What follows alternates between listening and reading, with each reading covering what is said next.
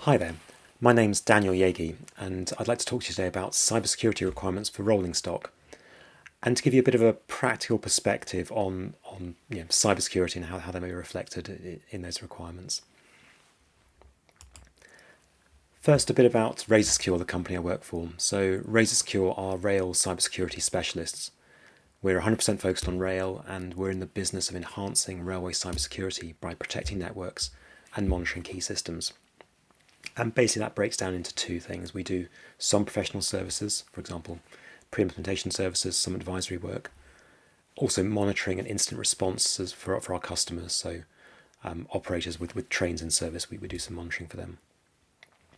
But fundamentally, we're a product and solutions company. So we have products for network protection and segregation, for intrusion detection of systems and networks, and for secure maintenance. We're based in the UK. We have 26 employees currently and around 1,600 vehicles with our solutions across 9 operators.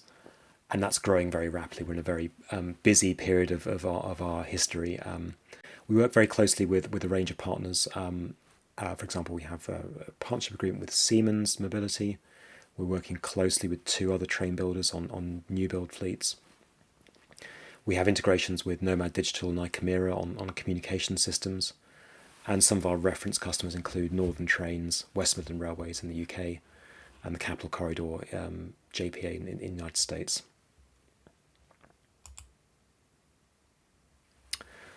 So before we go a bit further, I just want to talk about what is actually cyber risk. Why are we talking about cyber requirements? Because that's in essence we're talking about managing our cyber risk here. So let's define cyber risk and some other cyber definitions as well in a minute. So here I've given a definition of cyber risk as being the potential loss of life, of injury, of damaged assets, financial loss, or other harm from the failure or misoperation of digital technologies and communications networks used for operational capabilities. And that's a pretty all-encompassing definition. This is what we're concerned about. The goal of requirements here is to mitigate and to manage this risk. And fundamentally, it's about knowing what to protect and what to protect against, and this gives rise to those requirements. And some further definitions now as well. So we can define digital systems as being a system containing software, and that's actually what we're protecting here. This is the scope. So any system, and many rolling stock systems all contain software today. We can consider digital and in scope here. Secondly, we can define a vulnerability. So vulnerability is a weakness in the information system, security procedures, internal controls, or an implementation that could be exploited or triggered.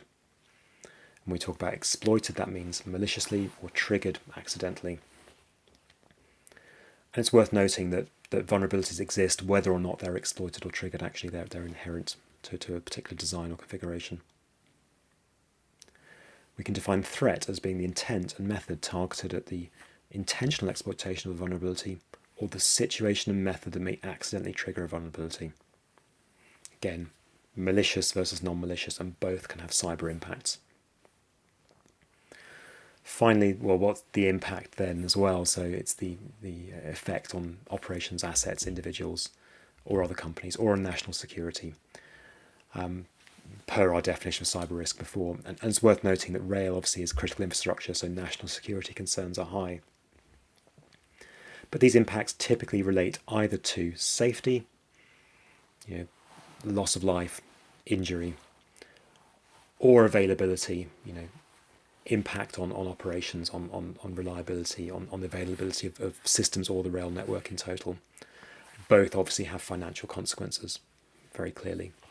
But it's worth noting the distinction between enterprise cybersecurity, traditional cybersecurity you may think of, which is more to do with confidentiality of data.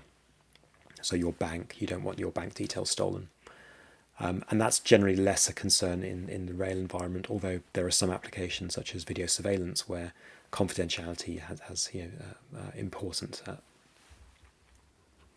But we're focused on safety and availability in this now.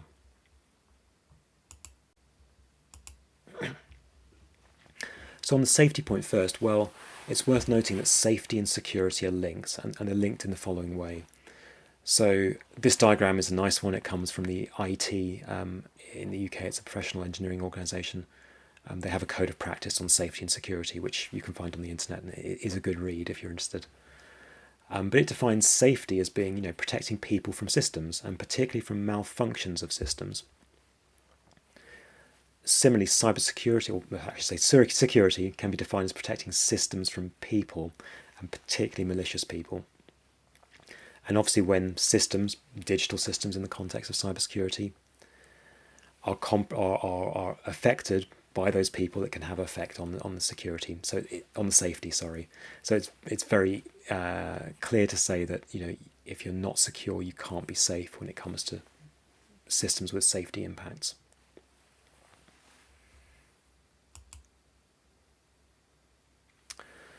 Risk management. Again, cyber risks are much like any other kind of business risk. They can be identified, analysed, mitigated, monitored.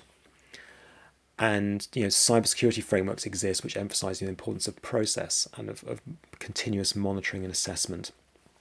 And this is well worth understanding because on the right-hand side here we have the NIST cybersecurity framework. It's typical of many. They have similar flavours, but they emphasise the importance of identification of cyber risks, protection of system networks, detection of events, response to those events, and recovery from those events. And that all feeds back in a continuous process so that you learn from when things have gone wrong and you can improve and reassess. And one key observation here is that the rail industry generally, from a cybersecurity perspective, has done a reasonable job at identification of risk and not a bad job at protection of systems and networks from those risks. But almost always detection is missing, and without detection in place, you can't have a continuous process. You can't respond and recover, and you can't learn either as well. You're missing information actually. So that's a key thing I would like to emphasise in this talk is the importance of detection and the requirement for detection in place.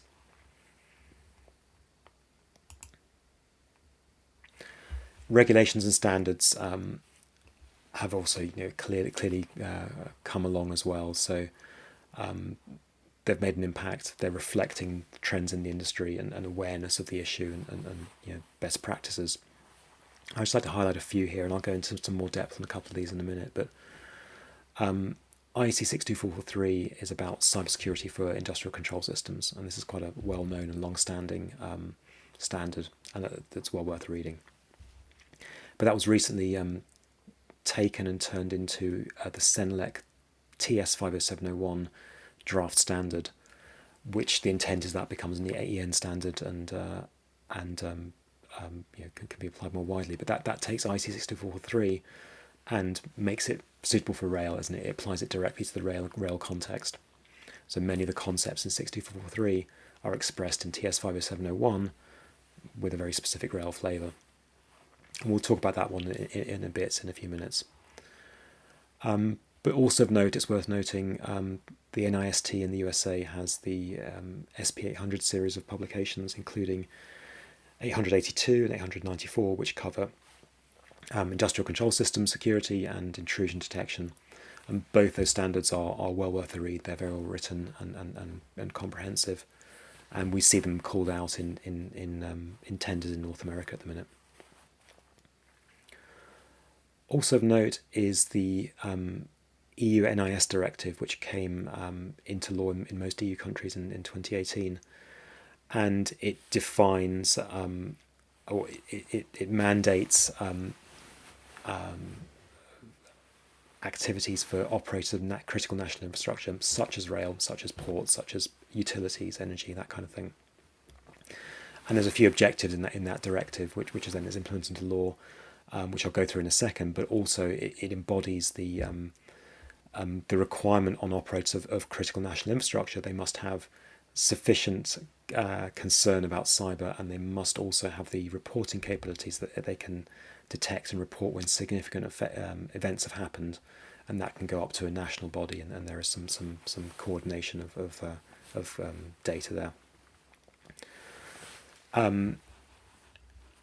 In the UK, again, I'm based in the UK, if you hadn't guessed from my accent, but the UK NCSC, National Cyber Security Centre, has a series of guidance based on the NIS directive, which is well worth a read, and the link is here. And I'll just call it out here, actually, that within that and described on that link before are 4 objectives, and they're worth understanding in the context of requirements of rolling stock. In that these 4 objectives are: 1, managing security risk, all about structure, policies, processes, risk management. Second is objectives regarding protecting against cyber attack, so putting proportionate security measures in place to protect systems and networks, and it details some of those and what should be done. Thirdly is about detecting security events, again referencing that framework, that process. There must be capabilities to ensure defences are effective, your barriers are in place and working effectively, and to detect any events that happen. If you can't detect, you can't report, and you can't learn. So it's a critical aspect. Finally, minimising the effect of security incidents, so capabilities to mitigate the impact of any event. Again, it's picking up from those frameworks. It's the response and recover bit of that. But these again, I would ask you to reference or go back to the NCSC site. It's a well written guide, but well worth thinking in terms of how requirements may map onto these, because actually each of these 4 areas gives rise to specific requirements around the processes and supplier. What information does a supplier give you? What processes exist to manage risk in that? What protective measures are there? Technical requirements, specifics against protecting against cyber attack. What detection capabilities are there? There must be, again, tools and data and the management of that to detect those security events. There's a whole range of requirements that may fall out of that. And finally, response. What do you do if something does happen? There has to be provision for that as well.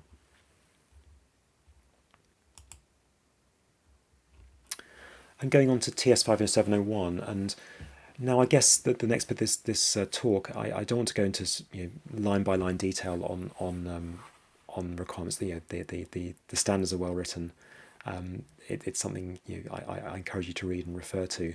But what I want to do is highlight some high level take home messages from this, and to call out some other considerations, challenging areas, bits you may wish to consider in how those requirements are formulated for you. So first thing to note, we do see, and it's true, you do see technical requirements which just call out the standard and say, it must be secure according to IEC 62443 or whatever. And in our view, that's not really sort of an adequate response to those standards. The standards are quite broad naturally because they have to cover a range of scenarios and not be too prescriptive and too specific. And if the requirement is at that broad level, it gives a lot of scope to avoid actually some of the critical points in them as well. So it's far better to focus on some of the key areas and make sure they are called out explicitly in the requirements and they're well covered. So some things you may wish to consider here. So the concept of zones and conduits exists in IEC 62443 and derived in TS 50701. And this is really important because this is about placing systems in their own security zone and having mind of the criticality of those systems and the zoning, and then limiting communications between systems to what's strictly needed. So between zones there is freer communication within a zone, and then between zones that's more carefully controlled. And in particular, you can have security devices, firewalls, for example, between zones to protect and to monitor traffic to see what's going on. But zoning, the concept of segregation and segmentation of onboard networks, whether that's physical, logical, according to the security level, it is critical. Second is the principle of defence in depth, and that's infused in TS 50701. And simply expressed, that's don't have single points of failure in the security design of your system or network. That means if something breaks, if something's misconfigured, if something's compromised, that isn't the last defence that's there, and that's a very sound principle, and it has more relevance than when we talk about monitoring in a bit as well. Thirdly, TS 50701 calls out risk assessment in a detailed fashion, and the need to perform comprehensive risk assessment, to have a process around updating security measures according to that risk assessment. And again, that's something that can and should be done, and should be well done actually. Finally, TS 50701 has very detailed system technical requirements according to a security level definition. So depending on the defined security level, there are different levels of requirements in different areas, so covering things like access control, authentication, encryption, that kind of thing. And they're well worth reading. If you're looking for specific requirements, then they are well defined in TS 50701, and they're based also on a set of design principles that are also called out in that specification too. Things like defence in depth, but secure by design principles, for example, and other things too. So it's well worth a read, and to bring out, not just to reference the standard or the spec, but to bring out specific points in the requirement set. But calling out some of the broader themes as well, and these are more points of consideration and areas that we see in our work, in our interaction with customers, in our interaction in the supply chain here as well, that are frequently not so well done, or may require additional consideration. And these are just thinking points for you. So first I want to call out the importance of detection. So how would you know if there's a security incident? And we've talked already about frameworks and processes, and you need to monitor to understand and to manage your risks. But the key point here is that protection will fail. If you have any protective measure, it can be compromised, it can be misconfigured, it can be not present for whatever reason, it can be subverted. Defence in depth is important here, because defence in depth buys you time. If you have multiple measures in place, multiple barriers, multiple protective measures, multiple measures must fail in order for you to suffer a compromise. So the principle of defence in depth is really important, because yes, you have to assume something will fail, fine, there'll be something else in place, but you must be able to detect when that's happened, because if you don't detect it, you can't re-implement or reconceive or strengthen those protective measures, because a breach in a system is not a single point in time event. There may be some reconnaissance work by an attacker, there may be some indications that things are going wrong before they actually are fully breached. And exactly, in the defence in depth environment, multiple protective measures have to fall first. So the first one means there is more work to do on the attacker's behalf. So detecting early stage activity gives you time to respond. It's key in finding and correcting issues early. So in our mind, detection of anomalous events, or detection of, again, the parlance is indicators of compromise, is a must, and this should be called out explicitly in requirements. Network architecture should support ease of detection. Tools should exist to collect and monitor system data, as well as actually network data as well, and it's worth distinguishing between network intrusion detection and system intrusion detection, and both may have relevance. Network almost always, and system depending on the criticality of that system as well. And there also needs to be wayside systems to aggregate and display real-time and historic data. So if you're not watching the events, then you can detect all you like, but you need to have the ability to see and respond to it.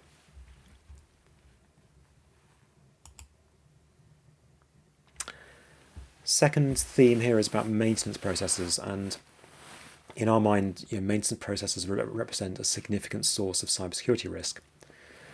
And that's because, well, first, in a maintenance environment, ease of access, speed, convenience tend to be prioritized over security. If there's a train in the depot for maintenance, the priority of the crew, technicians, is to get the train back into service again as quickly as possible.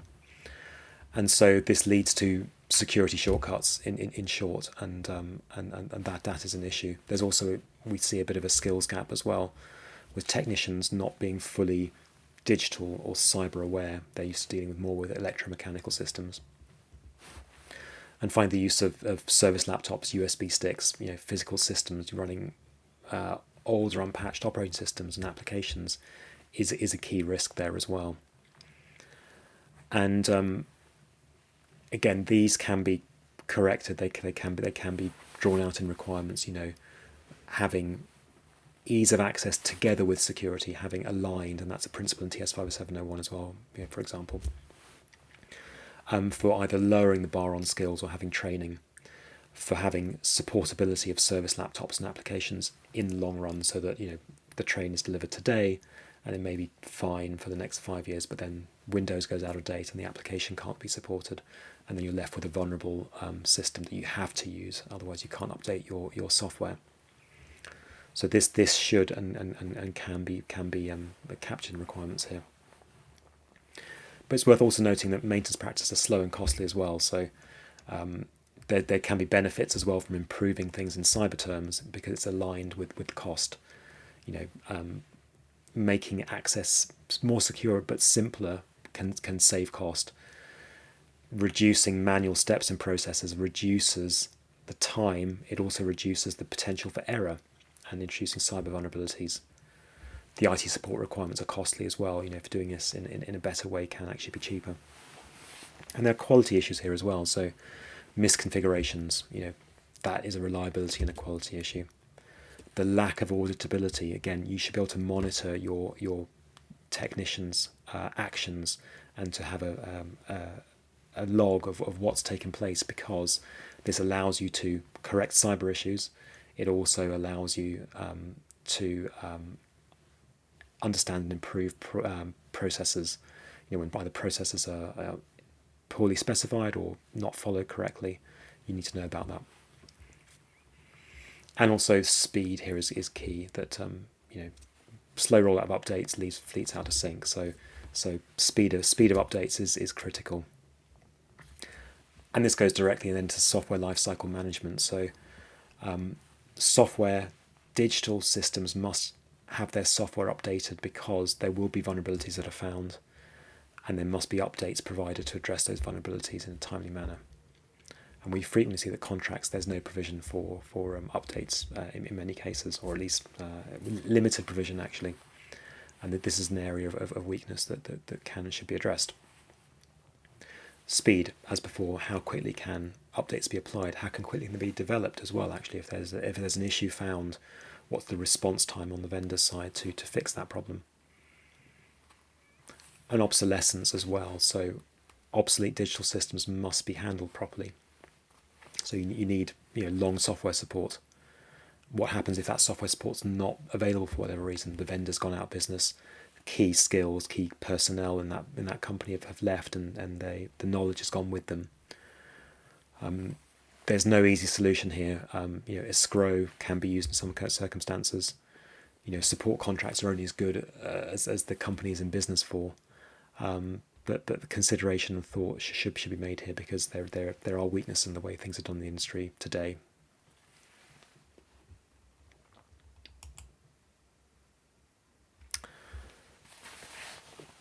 One other area here is that it's frequently a frequent refrain is used as the system is secure, but our design is secure, and this misses the point that security is about a process. It's the process of risk management, of cyber risk management. It's not necessarily a state, and nothing actually can be intrinsically secure. You may follow secure design principles and good security engineering. Secure by design as one concept, for example. But nothing is intrinsically secure. You always have to assume it can fail and be breached. So really, instead of saying, deliver me a secure system, you need to think in requirements terms about, can it be securely operated and managed? And that places a whole set of different requirements on the system. So do I have the information to correctly assess risks? Are there processes in place to address cyber issues per the lifecycle management and updates, right, we mentioned just now? Does the contract support this? Are there penalties? Is that easy contractually, or costly or not? Do I have the tools to monitor for signs of compromise or weakness? Do I have the skills or resource to properly monitor those systems? And what happens if something goes wrong? It will. So you need the provision for that. These are all really, really important points. It's a reframing of the security problem, not in terms of state, but in terms of process.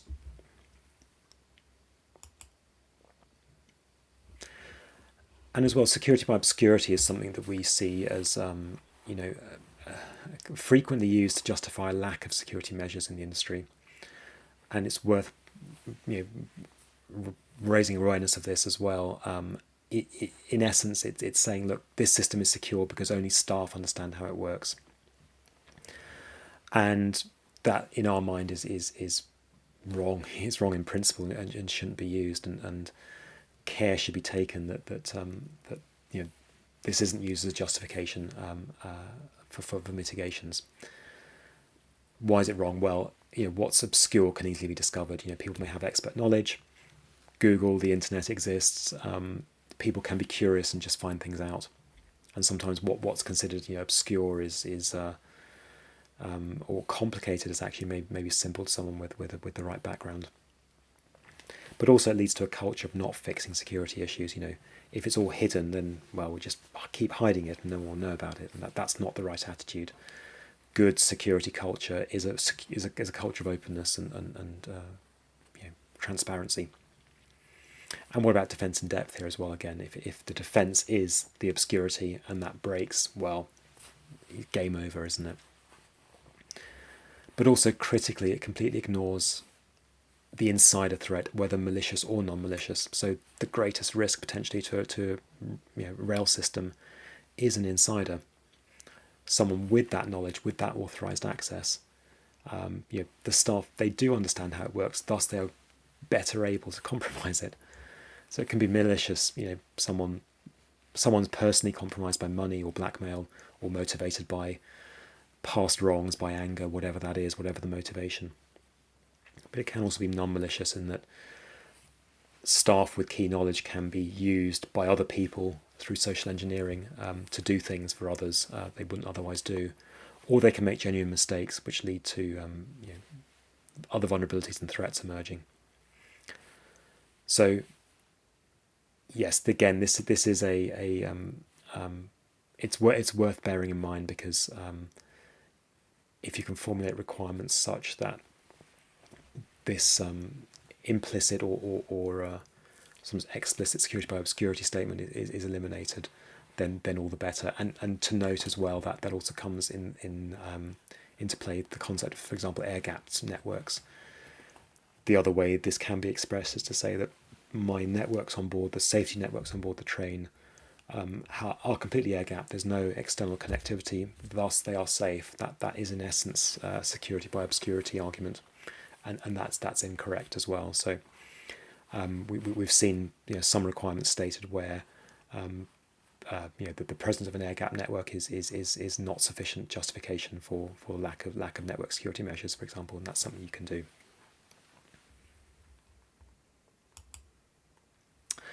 Okay, I'm going to draw to a close now, but I just want to highlight, as I said, we in RAZORSECURE, we're not consultants, we're actual a product and solution company, and just to highlight our solution portfolio that covers the requirements of 62443, TS5701 and other major cyber assessment frameworks. We design what we do to be compatible with what we see as good security engineering and the needs of the industry to provide solutions here. So we essentially have two class of solution. One is our security gateway, which is a protection device. It's about adding firewalling, it's about segmenting networks, enforcing the zones and conduits with monitoring, with application filtering, with secure maintenance access for a comprehensive package of protection measures. Then we have on the detection side our Delta intrusion detection system, which is based on anomaly detection. And this can run on systems, host-based, or on networks, network-based. And it's specifically designed for onboard deployments where there's connectivity and resource constraints. So it's very well designed and very, very tailored to the onboard environment. And it combines also a comprehensive back-end system and dashboard. Finally, we do some services as well, design, customization, engineering services, as well as monitoring and instant response as well for operators too. So we have a full package there. I'd be very happy to talk to you more about these if there's interest. So do please get in touch. I want to thank you for your time and attention, and I would welcome obviously any questions and further engagement. It's been a pleasure talking to you. Thank you very much.